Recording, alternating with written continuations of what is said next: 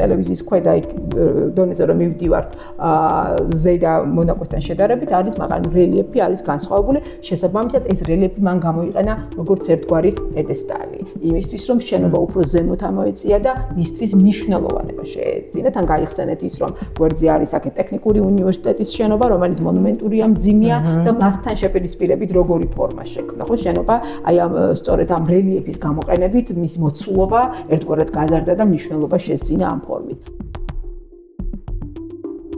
დღეს ვართ საქართველოს ეროვნული ფონდის სივრცეში შევიკრიბეთ ტელეცენტრის შენობაზე სასაუბროდ მე ვარ ნატალია ნებიერიძე არქიტექტორი სალომე ტაბატაძე რესტავრატორ არქიტექტორი თათია ღვინერია ხელოვნებაცოდნე და ნანო ზაზანაშვილი არქიტექტორი და ქალაქგეგმარებელი. ჩვენი მიზანია დღეს რომ რაღაცნაირად აღწეროთ ამ შენობის კონტექსტი, ისიც თუ რა რეალობაში ვართ დღეს და რა რეალობაში საუბრობთ ამ შენობაზე, ცოტა ისტორიულ მნიშვნელობასაც შევეხოთ. ქალაქის განვითარების ხაზზე ვისაუბროთ ამ ბოლო წლების მანძილზე, რა ვითარებაში და რა პოლიტიკური რეალობის ფარგლებში ვითარდებოდა ქალაქი, თუ ამაშება განვითარება დაერქვას. და პრინციპში ერთ-ორ სიტყვას ინიციატივაზეც ვიტყვი და რატო ვართ ამ ადგილას ახლა ამ ფონდში ამაზეც ვიტყვი და მე უკვე გადავცემ სიტყვას. გაჩნდა ესეთი მოსაზრება ქვეყანაში მიმდინარე პოლიტიკური რეალობიდან გამომდინარე, სადაც ვითხოვთ ადამიანები, რომ საზოგადოებრივი მაუწყებლის ეთერი დაეთმოს ხალხს და საზოგადოების წევრებს, ასევე გაჩნდა ინიციატივა პარალელურად, რომ შენობა შენარჩუნდეს და დაუბრუნდეს ქალაქს. ამის მიზეზი არის ის, რომ ვიცით, რომ ტერიტორია არის უკვე პრივატიზებული, გაყიდული და სავარაუდოდ და დიდი ალბათობით ისიც გადაწყვეტილია, რომ ეს შენობა დაინგრეს. შესაბამისად, ეთერი ხალხს და შენობა ქალაქს ამ ინიციატივით დაიგეგმა გარკვეული ნაბიჯების გადადგმა, ამ ინიციატივაზე უფრო რცლად ბოლოსკენ სალომე მოგვიყვება, ამიტომ მეც აღარ გავაგრძელებ და სიტყვას მივცემ თათიას, რომ დავიწყოთ შენობის ისტორიაზე საუბარი, მის მნიშვნელობაზე საუბარი და იმ ყველაფერზე, რატო უნდა შევინარჩუნოთ ეს შენობა. ძალიან მნიშვნელოვანია ის, რომ ჩვენ შევიკრიბეთ სასაუბროთ ტელეცენტრის გვიანი საბჭოთა მოდერნისტული არქიტექტურის, ასე ვთქვათ, მახასიათებლებზე სასაუბროთ, იმიტომ რომ ეს არის თემა, რომელიც სამწუხაროდ არის ძალიან ვიწრო პროფესიული საზოგადოების ინტერესი მხოლოდ. ჩვენში ასე ფართო საზოგადოება ასეთ საკითხებზე არ საუბრობს, თითქოს არ არის ეს საკითხი სენსიტიური, მაშინ როცა მეტნაკლები მგრძნობელობა საზოგადოებას აქვს კულტურული მემკვიდრეობის ძეგლებზე ზოგადად და ეს ბოლო წლებშიც გამოჩნდა ბევრ, ასე ვთქვათ, აქტივისტში, რომელიც ამას იცავს, რაც ძალიან კარგი არის გვიანი საბჭოთა არქიტექტურა რაღაცნაირად ეს თემა მივიწყებული არის ერთის მხრივ და არ არის აქტუალური. ეს გამომდინარე ბუნებრივიც არის ეს გამომდინარე იქიდან რომ ის პოლიტიკური სირთულეები რაც საქართველოს გამოიარა სწორედ ამ დიდი საბჭოეთის შემდეგ, რა თქმა უნდა, შემდეგი პერიოდი ყოველთვის ცდილობს რომ ის მეხსიერებითი ელემენტები, რომელიც ამ ძველ პერიოდს ახსენებს, წაშალოს სწორედ იმიტომ რომ მარტივად დაივიწყოს. რატომ არის მნიშვნელოვანი კონკრეტულად ეს შენობა? ხო, აი ძალიან საინტერესოა ის, რომ საზოგადოებას და პროფესიულ წრეებსაც მათ შორის, იმ ადამიანებს, ვისაც მისი ბედი აინტერესებს, სამომავლო ბედი აბარიათ და ასევე აინტერესებს მის შესახებ ცალკეული ინფორმაცია, ძალიან მარტივად და გასაგებად ახსნათ, ამას აქვს ერთგვარი საგანმანათლებლო თუ შეიძლება ითქვას ფუნქცია, რომ გავაგებინოთ იმ ადამიანებს, რომელსაც ეს უშუალოდ ეკუთვნის, ან იმ ადამიანებს, რომელსაც აინტერესებს, რატო არის მნიშვნელოვანი და რატომ უნდა მოხდეს ამ შენობის გადარჩენა. შენობის ისტორიის დავიწყებ და მე შევეცდები რომ კიდე სხვა მიმართულებითაც ჩავშალო. ამ შენობაზე ტელეცენტრის კომპლექსზე ფიქრი დაიწყეს საბჭოთა საზოგადოებაში და იმ პერიოდში სწორედ სადღაც 1950-იან წლებიდან. მოგეხსენებათ რომ საბჭოთა პერიოდში ძალიან დიდი როლი ჰქონდა პროპაგანდას და ტელევიზია და ზოგადად მასმედია არის ერთ-ერთი მთავარი იარაღი იმისთვის რომ ეშენი პროპაგანდა ყველაზე ხმამაღლა და ესე ფართო მასებში გაავრცელო. ამიტომ ბუნებრივია სადღაც 30-იან წლებიდან მოსკოვში ჩნდება პირველი ტელეცენტრის შენობა და კომპლექსი. ბუნებრივია რომ საბჭოთა ქვეყნებშიც კუმულატიური ეფექტით მიდიოდა სწორედ ეს რაღაცნაირი ეკოსავით გადაეცემოდა და 50-იან წლებში გაჩნდა აუცილებლობა ასეთი კომპლექსის მშენებლობისა და ამის ამის პირველი მაგალითი იყო სწორედ ტელეანძა, რომელიც 53 წელს უკვე არსებობდა მთაწმინდაზე და გარდა იმისა, რომ მას ფუნქციური დანიშნულება ჰქონდა, ასევე ქალაქის რაღაცა თანამედროვე იერის ლენდმარკიც იყო. მერე ეს შენობა ჩაანაცვლეს, ეს ძველი გორში არის წაღებული და მერე უკვე მოგვიანებით ის კონსტრუქცია ჩაანაცვლდა მისით, რომელიც ამჟამად დგას.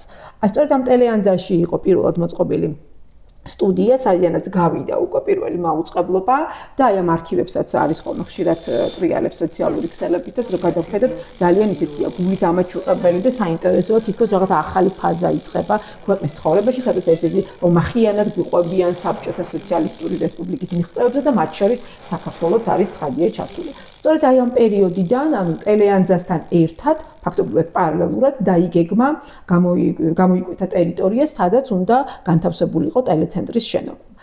ტელეცენტრის შენობა არა მხოლოდ მთელი კომპლექსი.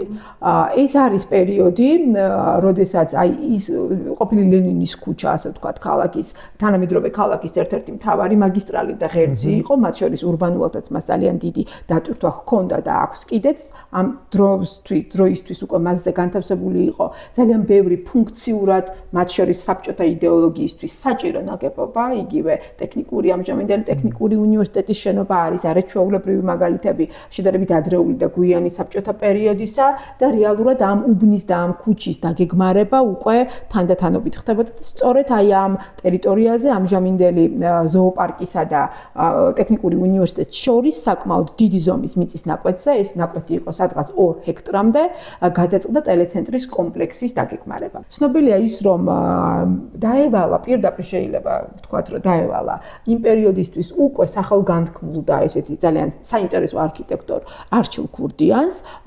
კონკურსს ვეძახით ამას, მაგრამ კონკურსში მხოლოდ მისი ნამუშევრები ჩანს, რეალურად სხვა ავტორი აქ არ ჩანს. შესაძლებელია ვერსია იყოს ესეთი, რომ რახან არჩილ ქურდიანმა მიიღო მონაწილეობა, სხვა არქიტექტორები უბრალოდ არ გამოეხმაურნენ ამ კონკურსს. ან მეორე ვარიანტია, რომ პირდაპირ დავალება იყო არჩილ ქურდიანისა და ეს კონკურსიც ითვალისწინებდა სწორედ ესკიზურ ვერსიებს. ნახეთ, ძალიან საინტერესოა ის, რომ აქ არ იყო პირდაპირ ერთი პროექტი, რომელიც გაკეთდა, დაიგეგმა, შეირჩა და განხორციელდა, არამედ თვითონვე სინჯავდნენ, თუ შეიძლება ითქვას და ეს მოსინჯვის პერიოდი არ იყო პატარა დრო.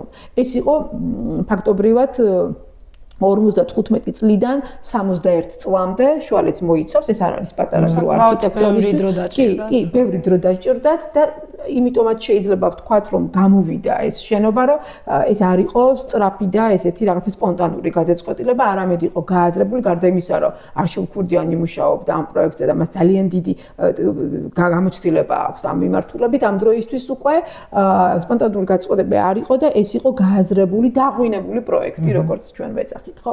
ესე იგი, მისი მშენებლობა, კერდა მასზე ფიქრი, როგორც უკვე ვთქვით, დაიწყო სწორედ 55-56 წლებიდან. პირველი ესკიზური ჩანახ არსებობს 4 ესკიზური პროექტი, მათ შორის 3, ასე ვთქვათ, წინა პროექტი და 1 უკვე განხორციელებული პროექტი. ეს პროექტები დაცული არის არჩილ ქურდიანის მემკვიდრეების არქივში, რომლებიც ასევე არქიტექტორები არიან და მის ხაზს, ასე ვთქვათ, აგრძელებენ და პირველი 2 პროექტი 55-56 წლებში შექმნილი პროექტი, ეს არის ტიპური საბჭოთა სტალინური ამპირი. ან ფაქტობრივად ის აგრძელებს აი ამ ხაზს, რომელიც მას მემკვიდრეობით ჰქონდა. არჩილ ქურდიანი იმეორებს იმ სტილისტურ ძირითად მოძღვრებას, რაც ის მანამდე არაერთ შენობაში აქვს გაკეთებული და შექმნილი და უკვე აშენებული.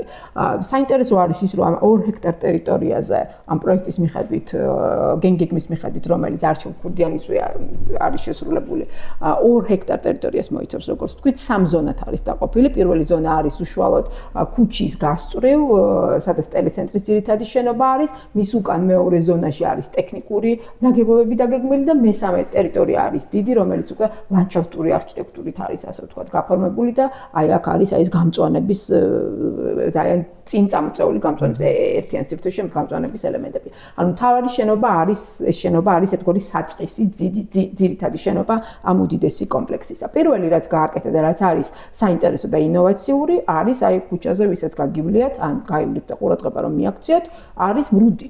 აი ეს არის ძალიან მკვეთრი მრუდი, რომელზეც ერთგვარი მიცელებით რომელსაც მიყვება შენობა ორგანულად მიყვება ამ რულს. ეს არის პირველი, ანუ მან არ დასვა შენობა ისე, რომელიც ერთგვარ კონტრასტს შექმნიდა ამ რულთან, არამედ ორგანულად აი ეს ფორმა გაიმეორა. მეორე, როგორ გამოიყენა რელიეფი. ეს არის აი ქუჩის ქვედა, ტელევიზიის ქვედა აი დონეზე რომ მივდივართ ზედა მონაკვეთთან შედარებით არის, მაგრამ რელიეფი არის განსხვავებული. შესაბამისად ეს რელიეფი მან გამოიყენა როგორც ერთგვარი პედესტალი. იმისთვის რომ შენობა უფრო ზემოთ ამოეწია და მისთვის მნიშვნელოვანება შეეძინა. თან გაიხსენეთ ის რომ გვერდზე არის აქ ტექნიკური უნივერსიტეტის შენობა, რომელიც მონუმენტურია, მძიმეა და მასთან შეპირისპირებით როგორი ფორმა შექმნა. ხო შენობა აი ამ სწორედ ამ რელიეფის გამოყენებით მის მოცულობა ერთგვარად გაზარდა და მნიშვნელობა შეძინა ამ ფორმით. მეორე არის სწორედ აი ეს მრუდი, რომელზეც ძალიან ჰარმონიულად გაყვა და მესამეა მისი არქიტექტურული ფორმა ამ ნაგებობისა. ეს ერთგვარი აი რაღაცა სიზუსტით ამ ესკიზით ძალიან კარგად ჩანს. ეს აფრასავით კუთხეებში ესეთი აზიდული ხაზი, რომელშიც პირველი გამოსახულება არის სწორედ ეს ძალიან კაფიოთ ჩამოქნილი სილუეტი. აი ეს ჩამოქნილი სილუეტი, რომელსაც ქვემოთ მოძრაობისას ცის ფონზე ძალიან კაფიოთ ჩანს. ანუ ეს არის გამომსახველი გრაფიკული, აი პირდაპირ შეგვიძლია ვთქვათ, მარტივი გრაფიკული ფორმა, რომელსაც თითქოს ზედმეტი არაფერი არ აქვს და აი პირდაპირ მარტივად აი ამ ხაზებით არის შექმნილი. მეორე უკვე ეს კონსტრუქციული ელემენტები, თანამედროვე კონსტრუქციები, რითაც არის უშუალოდ ეს შენობა აგებული, თანამედროვე რკინა-ბეტონის გამოყენება ცხადია, ძალიან მნიშვნელოვანი იყო მასში და როგორ არის ეს საფასადე კომპოზიცია გადანაწილებული. აი დიდი მინის აი ესეთი პანოები და მათ შორის აი ესეთი ჩასმული ვერტიკალური სივრცეები, რომელზეც თავდაპირველად იყო მხატვრობისთვის, ასე ვთქვათ, გათვალისწინებული, თუმცა ეს არ განხორციელდა, მაგრამ ძალიან კარგად არის აი ამითი სწორედ ეს რიტმიკა და კომპოზიციური სისადავეც შეიძლება ითქვას, იმიტომ რომ შენობას რო შეხედო, მისი მხატვრულ არქიტექტურული და კომპოზიციური გამომსახულება არის ძალიან მკაფიო, გაწონასწორებული, სადა არაფერი რეალურად არ აქვს ზედმეტი. საინტერესო იყო ის, რომ აქ იყო გამოყენებული აი ამ თავდაპირველი თანამედროვე რკინა-ბეტონის მასალისა და აი ამ კონსტრუქციებისა. ამბობენ რომ პირველად, მაგრამ არ ვიცი, ეს არ მაქვს მე გადამოწმებული, ამიტომ ამაზე თავს ვერ დავდებ, თუმცა შესაძლებელია რომ პირველადაც იყოს ღერძებზე შემოbrunებული ფანჯრები, ანუ როგორ იღება ეს დიდი ვერტიკალური, რაც ახლა იგივეა რეალურად და მეორე ძალიან საინტერესო ელემენტი არის სწორედ ამ მინის დიდ ეკრანებს, შეგვიძლია ესე პირდაპირ ვთქვათ, ეკრანებს უკან არსებული მეორადი კედრები, ტიხრები, რომელიც ორმაგი ფასადისა, რომელიც ტიხრავს. ეს არ ვიცი რატო გაკეთდა, შესაძლებელია იმიტომაც, რომ აი ამ პერიოდის კრიტიკაში წერია, რომ დიდმა სივრცეებმა, ამ დიდმა მინის ეკრანებმა გამოიწვია ის, რომ სამხრეთ აღმოჩნდა, რომ სამხრეთ იმის ქვეყნებში ეს არ მუშაობს კარგად, იმიტომ რომ ძალიან ცხელა და შესაბამისად დისკომფორტია მომუშავების. თუმცა ეს ჩრდილოეთის ფასადია. იცით რა, მთლიანად არის, ანუ გარშემოა სრულად, შესაბამისად. მარტო მზეზე არ არის, ზოგადად ფურხით საჩენს რა, ეს ჰაერი რაც არის შიდა და გარე ფასად შორის და ალბათ მაგიტო ესეც იყო მეორე მომენტი და ასევე იყო ის, რომ ტელეცენტრის ერთ-ერთი მთავარი ფუნქციური დანიშნულება იყო, რომ მასში იყო ორი ძირითადი დარბაზი, სტუდია, თანამედროვე იმითი რომ ვთქვათ, აკუსტიკას ჰქონდა ძალიან დიდი მნიშვნელობა და სავარაუდოდ ეს იყო დახშობის ერთ-ერთი აუცილებელი პირობაც.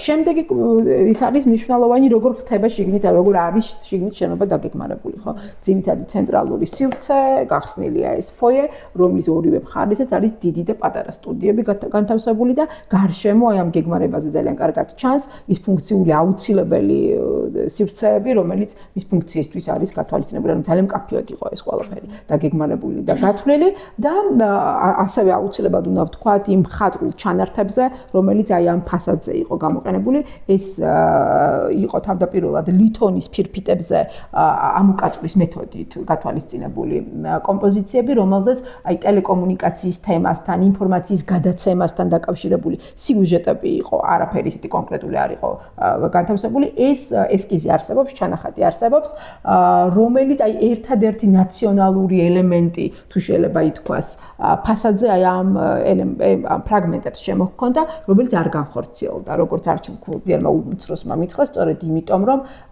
მათ თავი აარიდეს, აი სწორედ ამ ზედმეტობების გამო თავი აარიდეს დამატებით მხატვრულ დატვირთვას. რაც ჩემი აზრით ძალიან კარგი გადაწყვეტილება იყო. კარგი გადაწყვეტილება. კი, კარგი გადაწყვეტილება იყო, იმიტომ რომ აი ანალიზის ცოტა დასასრულისკენაც რო წავიდეთ და ცოტა ანალიზით რომ გავაკეთოთ ამ პერიოდში რას ამბობენ რომ სოციალისტურმა არქიტექტურამ ერთი რომ აუცილებლად უნდა გაითვალისწინოს ყველა ის მახასიათებელი რაც ამ პერიოდის საბჭოთა არქიტექტურას აქვს და რაზეც უკვე ვისაუბრეთ მას უნდა ჰქონდეს ნაციონალისტური ელემენტები და ასევე ამბობენ წერენ მკვლევარებიც იმას რომ ამ ბოლო პერიოდში უბრალოდ დასავლეთში გავრცელებული ინდივიდუალური არქიტექტურა ანუ თავისთავად არქიტექტურა რაღაცას ამბობს დამოუკიდებლად ასეთ ფორმებს უნდა ვერიდოთო და აი ამ ტელეცენტრის შენობამს გააკეთა სწორედ ეს სწორედ იმითი რომ აი ეს პანოები არის მოხსნილი და მასში ნაციონალისტური ელემენტები არ არის შეტანილი სინთეზის პრობლემა რომელსაც ძალიან ესე იყენებდა გვიანი საბჭოთა სოციალისტური არქიტექტურა და პროპაგანდაც მათ შორის ეს ნეიტრალურია ანუ ეს შენობა ამისგან ნეიტრალურია და სწორედ ამიტომაც ის იმ დროისთვის ატარებს პოსტმოდერნისტული არქიტექტურის ნიშნებსაც ანუ თავის დროზე ოდნავ წინ არის წასული და უფრო ასე ვთქვათ ახალ სიტყვას ამბობს სწორედ აი ამ მახასიათებლად ის რომ შენობის ფუნქცია იყო ძალიან მნიშვნელოვანი სიახლე და ის რომ შენობა დაიგეგმა სწორედ ტელეცენტრისთვის და მისი გეგმარებითი სტრუქტურა სწორედ ამ ფუნქციის მატარებელი იყო პირველი ეს მისი არქიტექტურული როგორ ვთქვა სტილისტური არქიტექტურული ისტორიული კონტექსტი საიდან მოვიდა სადამდე მისი არქიტექტურული გამომსახველობა რომელიც მას აქვს და ის სიახლეები რომელიც მის კონსტრუქციაში მის მხატვრულ ქარგაში მის გარემოსთან მისადაგებით შეიქმნა არის სწორედ ის ძირითადი მახასიათებლები რითაც ხასიათდება ამ შენობის ინდივიდუალობა და რატომაც აუცილებლად უნდა მოხდეს მისი შენარჩუნება. და რატომაც უნდა იყოს კულტურული მემკვიდრეობის. და რატომაც უნდა ქონდეს კულტურული მემკვიდრეობის უძრავი ძეგლის სტატუსი. თათია მისი ამომწურავად ისაუბრა და გაუსვა ხაზი ყველა იმ მნიშვნელოვან ასპექტს, რაც ამ შენობის შენარჩუნებისთვის და მისი გადარჩენისთვის, ბრძოლისთვის გჭირდება ფაქტიურად რაღაცა ესე ფორმულირებასავით შეიძლება იყოს ის ყველაფერი მე საბოლოო ჯამში აღწერილი რაზეც შენ ისაუბრე. ასევე ძალიან მნიშვნელოვანი არის თვითონ ამ შენობის მდებარეობა და კონტექსტი ქალაქის მასშტაბში, ხო?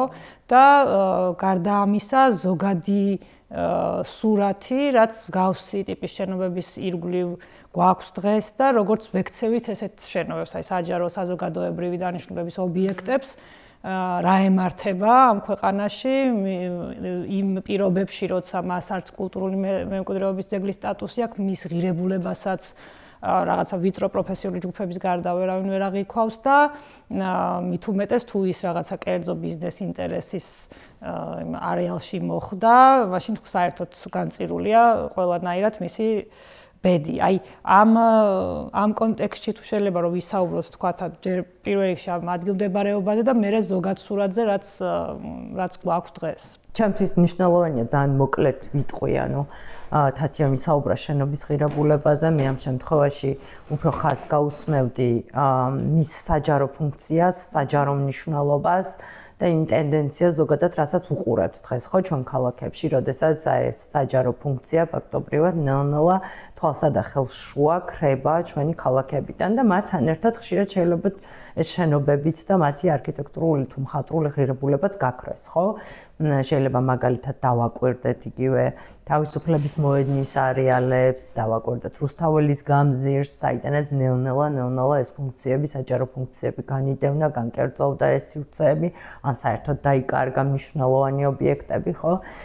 ძალიან მოკლედ ვიტყვი თვითონ ღირებულების შესახებ, რატო არის უფრო სწორედ მნიშვნელოვანი, რომ ეს საჯარო ფუნქციები გქონდეს, ხო? საჯარო შენობები გქონდეს, საჯარო მიწა გქონდეს, ეს ძალიან მნიშვნელოვანი ფუნქცია მუნიციპალიტეტებისთვის, იმისთვის, რომ შემდგომში შეძლოს გონივრული და რაციონალური დაგეგმარება, ხო? ჩვენ რასაც უყურებთ მაგალითად თბილისის შემთხვევაში და არა მხოლოდ თბილისში, მუნიციპალური მიწების ძალიან დიდი ნაწილი ის მიწების, რომელიც განსაკუთრებით თბილისშია თავმოყრილი და განსაკუთრებით ცენტრში, ეს მიწები და შენობები ტოტალურად არის პრივატიზებული და მუნიციპალიტეტს რომ დაუდგეს დღის წესრიგში რაღაც ესეთი მნიშვნელოვანი სოციალური, კულტურული, თუნდაც იგივე სპორტული მიმართულებით გარკვეული ფუნქციების განვითარების სურვილი, ამისთვის აღარ რჩება სამწუხაროდ მიწის რესურსი, აღარ რჩება საჯარო ფუნქცია და საჯარო შენობები და შესაბამისად ამ საჯარო ფუნქციების რეალიზებაც პრობლემური ხდება სულ უფრო და უფრო მეტად დაკავშირებულია მე უკვე ძალიან დიდ თანხებთან და ხელახლა დაბრუნებას ვის რთულ პროცესთან, ხო, ამ საჯარო რესურსების. მეორე თვითონ უშუალოდ ტერიტორიასთან დაკავშირებით ვიტყვით ძალიან მოკლედ. ძალიან მნიშვნელოვანია კონტექსტი დავინახოთ ქალაქ გეგმარებითი, ეს არის ტელეცენტრის მიწის ნაკვეთი, ესაზღვრება ზოოპარკის ტერიტორიას. ვიცით, რომ ზოოპარკი ნაწილობრივ გადასულია თბილისის ზღვაზე და იგეგმება, რომ საბოლოოდ გადავიდეს თბილისის ზღვის ტერიტორიაზე.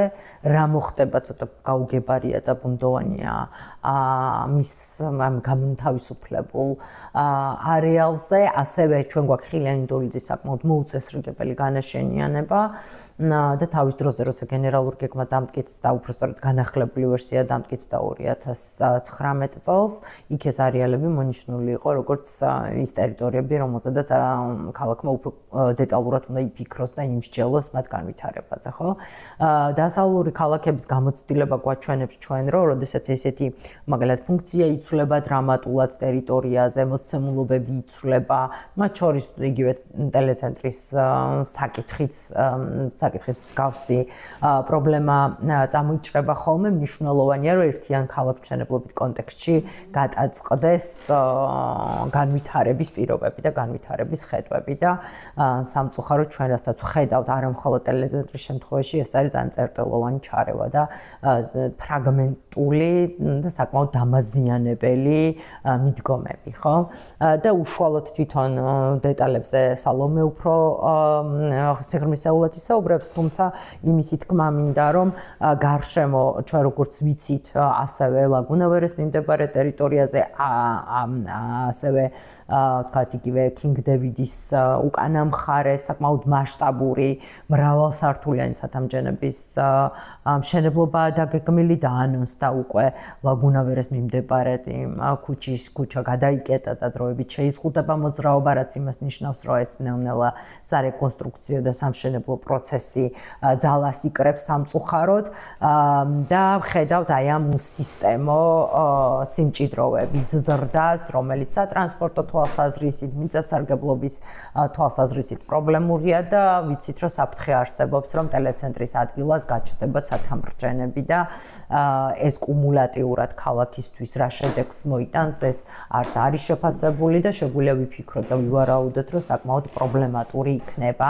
აი ამ გარშემო არსებულ სიტუაციასთან ერთად. იმდენი პრობლემა არის თბილისში, არა მარტო თბილისში, პრინციპში მთელ ქვეყანაში ამ ქალაქ გეგმარებით, ქალაქ განვითარებით მიმართულებით, რომ სიტყვა განვითარებაც კი უკვე გვეშინია მაგის ხმარება არქიტექტორებს და ამ სფეროში მოღვაწე ხალხს განსაკუთრებით და ამის ფონზე ძალიან მნიშვნელოვანი არის ეს ინიციატივა, რაც ამ ფონდმა და ამ საქმეში ჩართულმა ადამიანებმა ითავეს. შეიძლება ისეთი რეალობა არის, რომ არ ვიცით რა მოყვება ამ პროცესს და რამდენად მართლა შესაძლებელი იქნება ამ შენობის მისი ფუნქციით და ტერიტორიით შენარჩუნება, თუმცა ბრძოლა მაინც ყოველთვის ღირს და შენ თუ შეძლებ მოყევი ამ კონტექსტზეც, რადგან პირველ რიგში რაც შეისწავლეთ ამის ფარგლებში და რა ნაბიჯები შეიძლება რომ გადაიდგას მის გადასარჩენად. მადლობა კითხვისთვის. სანამ უშუალოდ საკითხი გადავალთ, აი განვითარებასთან დაკავშირებით დღეს რაღაც ფრაზა შემხვდა და იმას გავაჟღერებ, რომ ზრდის მიზნისთვის ახასიათებს მხოლოდ კიბოს უჯრედებს. ესე ეწერა ერთ წიგნის სათაური უფრო და მე მგონი ამ სიტუაციაშია დღეს თბილისი, რომ იზრდება უბრალოდ იმის, რომ გაიზარდოს მიზნის გარეშე და მე კი ვიცით კიბოს უჯრედები რას უშვებიან მასპინძელ ორგანიზმს, რაშიც ისინი ვითარდებიან. როგორც ნატალიამ აღნიშნა, დღეს საქართველოს ეროვნული ფონდის შენობაში და მის სამუშაო სივრცეში ვიმყოფებით, ეს ორგანიზაცია დაარსდა იმისთვის, რომ დაიცვას, გადაარჩინოს და საზოგადოებისთვის სარგებლის მომტანი გახადოს საქართველოს კულტურული და ბუნებრივი ძეგლების სივრცეები და თვითონ ძეგლები.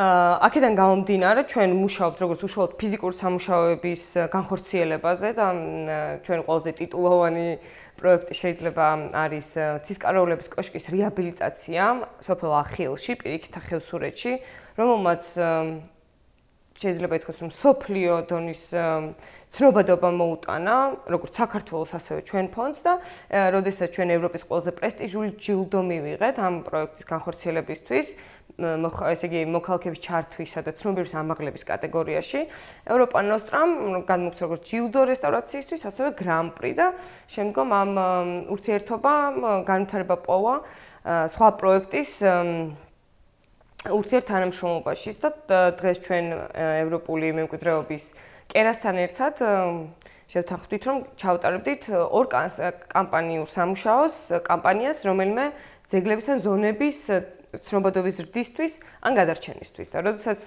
ვიწყებდით უკვე შერჩევას, მემკვიდრეობის პლატფორმა მოვიწვიეთ, სადაც სხვა ორგანიზაციები არიან გაერთიანებული, იგივე მიზნით, რომ დაიცვან და გადაარჩინონ საქართველოს კულტურული მემკვიდრეობა. და მაშინ ეს პოლიტიკური კრიზისი ახალი წარმოჩენილი იყო და გადავწყვიტეთ ერთობლივად, რომ ნამდვილად საქართველოს საზოგადოებრივი მაუწყებლის შენობაზე მნიშვნელოვანი დღეს თბილისში არაფერი არ არის. იმიტომ რომ ეს უნდა დადგინდეს როგორც პრეცედენტი, ჩვენ შეიძლება როგორც საზოგადოებამ ძალიან ბევრი ბრძოლა წავაგეთ დეველოპერებთან და თქვათ სამთავრობო ინტერესებთან, მაგრამ ჩვენთვის ძალიან სასიამოვნოა საამაყოა მაგალითად ბუდაპეშტის შენობის ამბავი ვაკის პარკში, როდესაც წლების მანძილზე პროტესტის პროცესმა შეძლო ის, რომ ვაკის პარკში არ განხორციელოდა რაღაც მასშტაბის ზრდაზე ორიენტირებული გუდიაშვილის მოედანი. ასევე გუდიაშვილის მოედანის გეთანხმებით და შეიძლება ესე პატარ-პატარა რაღაცები ჩვენ დავიმახსოვროთ, სად გავიმარჯვეთ, რომ მე ამან мотиваცია მოგცეს და ექსპროპრიაციის შემთხვევაც არის ეს იგივენაირად, იმიტომ რომ ის ტერიტორია, რომელიც კერძო საკუთრებაში იყო, ისევ გადმოეცა მერიას და შეუერთდა თავის პირველყოფილ, ესე იგი, სივრცეს ვაკის პარკს. ამაზე ფიქრით, ახლა ჩვენ ყოველთვის განწყობილი ვარ დადებითად, რომ რაღაცას მივახცევთ, აუცილებლად წარმატებული იქნება. მით უმეტეს, როდესაც სფეროში მოღვაწე სხვა ორგანიზაციების ერთიანდებიან და ყველანაირი რესურსი, როგორც ინტელექტუალური, ასევე ფიზიკური, გაერთიანებული ამ მიზნისთვის, რომ ჩვენ ჯერ საზოგადოებას ვაჩვენოთ ის ღირებულება, არ მხოლოდ არქიტექტურული, მე ვიტყოდი, რომ ეს ტელეცენტრი და საზოგადოებრივი მაუწყებელი საგანმანათლებლო და კომუნიკაციის და მეცნიერების განვითარების რაღაც ეტაპსაც ნიშნავს, იმიტომ რომ ამას მოყვა შემდეგ ტელეკომუნიკაციების კორპუსის გაჩენა ტექნიკურ უნივერსიტეტში და ძალიან ბევრი პროფესიონალი გაიზარდა და ჩვენ ახლა მე სიხმისეულად არ ვიცი, მაგრამ ალბათ იქნებოდნენ ინოვატორი ადამიანები, ვინც რაღაც შეძინა ხო ტელერადიო მაუწყებლობის სფეროს საქართველოსთან. და ეს ყველაფერი კიდევ უფრო კარგად არის წარმოსაჩენი ამ შენობის შენარჩუნების პროცესში. ასევე მოსახლეობას უფრო ამ კამპანიის ფარგლებში გვინდა უფრო დეტალურად მივაწოდოთ ის ინფორმაცია, თუ როგორ შეიძლება მათ ისედაც გადატვირთული ეს ქვედა საბურთალოს უბანი, როდესაც ამას კიდე დაემატება საცხოვრებელი და საქმიანი სივრცეები, მასშტაბი გაიზრდება ბრუტალურად, ესე ვთქვათ და როგორ შეიძლება მათი ცხოვრების წესი, მათი გადაადგილება უბანში, მათი შვილებისთვის, შვილიშვილებისთვის, რამდენად უარყოფითი იქნება, ხო, ამ უბანში ცხოვრება, რო აღარაფერი ვთქვათ იმაზე, რომ ქალაქი გადაიტვირთება მთლიანად, ხო?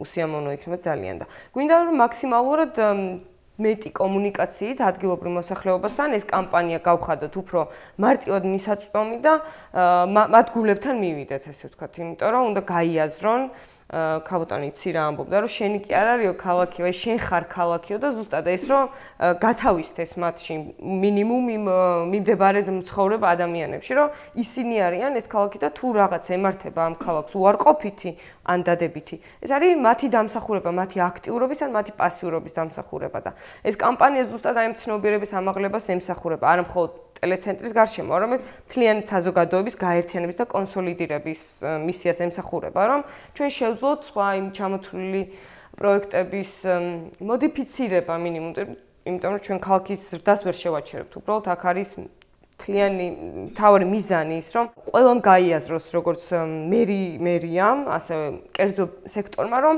ყველაფერი უნდა ემსახურებოს ხალხის ინტერესებს და გრძელვადიან კეთილდღეობაზე უნდა იყოს გათვლილი და ჩვენი მოთხოვნით და გაერთიანებით ამას უნდა ჩავყაროთ საფუძველი. ეს პროცესი უნდა იწყება, ჩვენ ყველაფერში ვხედავთ იმას, რომ ხალხი გახდა გაცლებით ცნობიერი ამაში, მეტი ინფორმაციის მიღება უნდა, ჭორებს აღარ ენდობიან და ჩვენც ესე გულწრფელი და პირდაპირ ინფორმაციის მიწოდებით გეგმავთ, რომ წარმატებას მივაღწიოთ. ხო, დავამატებდი, რომ ჩვენი ვალი, ასე ვთქვათ, ვინც ამ სფეროში რაღაცნაირად პროფესიულად მოღვაწეობთ, ჩვენი ვალიც არის, რომ ეს ინფორმაცია და თვითონ ამ შენობის ადგილის თუ ქალაქგეგმარებითი მნიშვნელობის საკითხები უფრო წინ წამოვწიოთ და ამაზე მეტი ვისაუბროთ და გარდა ამისა კიდე რაღაცნაირად გავაგრძელოთ წინააღმდეგობა და შეიძლება უფრო ძლავრათაც ეს წინააღმდეგობა ამ დამკვიდრებული რაღაცნაირი წესრიგის წინაშე, რომელიც გვაიძულებს, რომ ყოველთვის თვალი დავხუჭოთ იმაზე, რომ ძალა უფლება ყოველთვის იმარჯვებს რა და ჩვენც რაღაცნაირად რომ მივაჩვიეთ იმ როლს არქიტექტორები, თუნდაც ხელოვნებაცოდნეები თუ რესტავრატორები და ქალაქგეგმარებლებიც, რომ რას იზავ ხა დეველოპერმა ფული დახარჯა და უნდა მოიღოს უკანეს ფული, ან უფრო მეტი უნდა მოიგოს. ამასთან შეგუება მე მგონი მაინდა-მაინც კარგ შედეგს არ გვაძლევს ქალაქში და რაღაცა ნაბიჯები არის გადასადგმელი, რითიც ამ პროცესს შევაჩერებთ. ძალიან დიდი მადლობა. მადლობა თქვენ.